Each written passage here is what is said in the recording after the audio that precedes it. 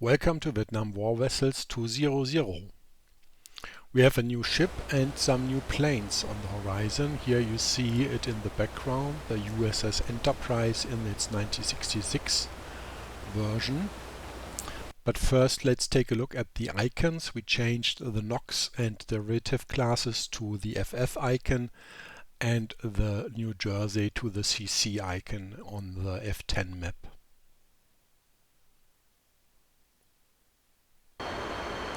Here you see Big E in all of its glory. An F4B from BSN is currently launching. But of course we still have our old flagship, the Bornholm Richard, as well. And a few updates to its exterior.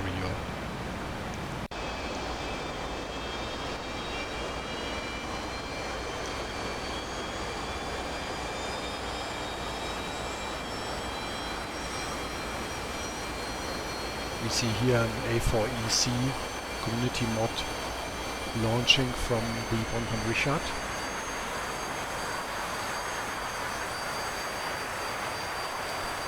It drops fairly low after the launch, but it still works. Here we see the fleet and a destroyer passing by.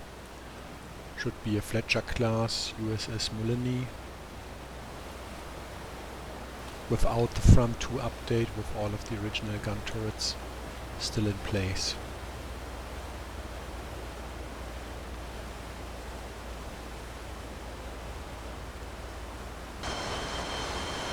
Here we see the good old Vigilante taking off from the Enterprise. It now has the proper carrier for the time period together with the Forrestal, and we hope you enjoy seeing this short sequence.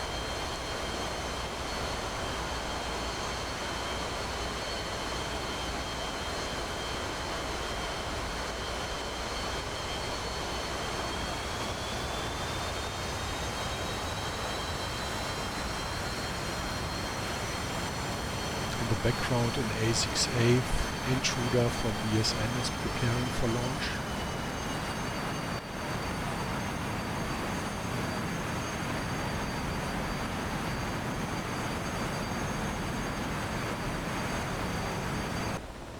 Here you see that the short display names have changed to the nicknames of the capital ships.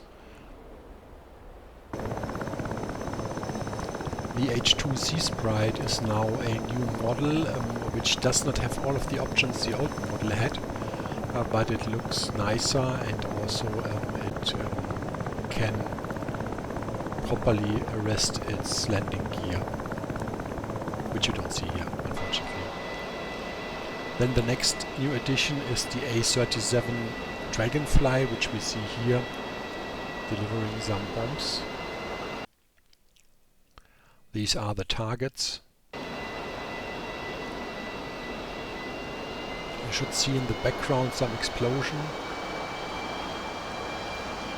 where the wing, the upper wing of the A-37 is. There's a smoke. Now we drop our bombs.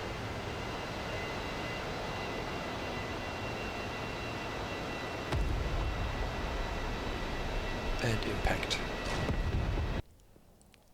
Net result is a slight scene of devastation in the North Vietnamese trucks.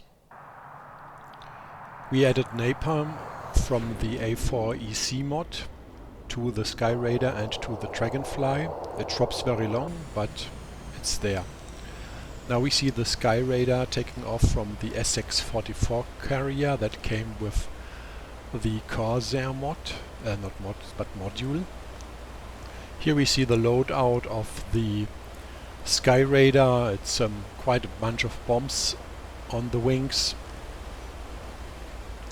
It is about at 70% loadout, and it can barely take off from the Essex carrier here with the straight deck without catapults. Unfortunately, this means that when you take off from land, it will more take off like a spaceship. So it needs 100 meters, maybe 150 meters, and then it gets airborne, which is about the space it has here on the unassisted launch from the carrier deck. The SX-44 is really a very nice artwork. It looks pretty excellent, and we see it here floating by. The other Skyraiders prepare for launch in the background.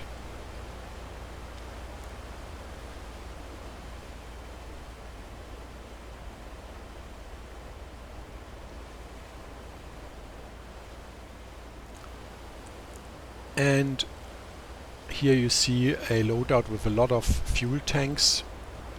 The fuel tanks induce quite a lot of track to the plane. Here you see the typical Vietnam loadout. Here we see the MiG-21MF with rocket-assisted takeoff mode. Very nice in this murky weather. Looks pretty excellent with the flames coming from there. Take a closer look.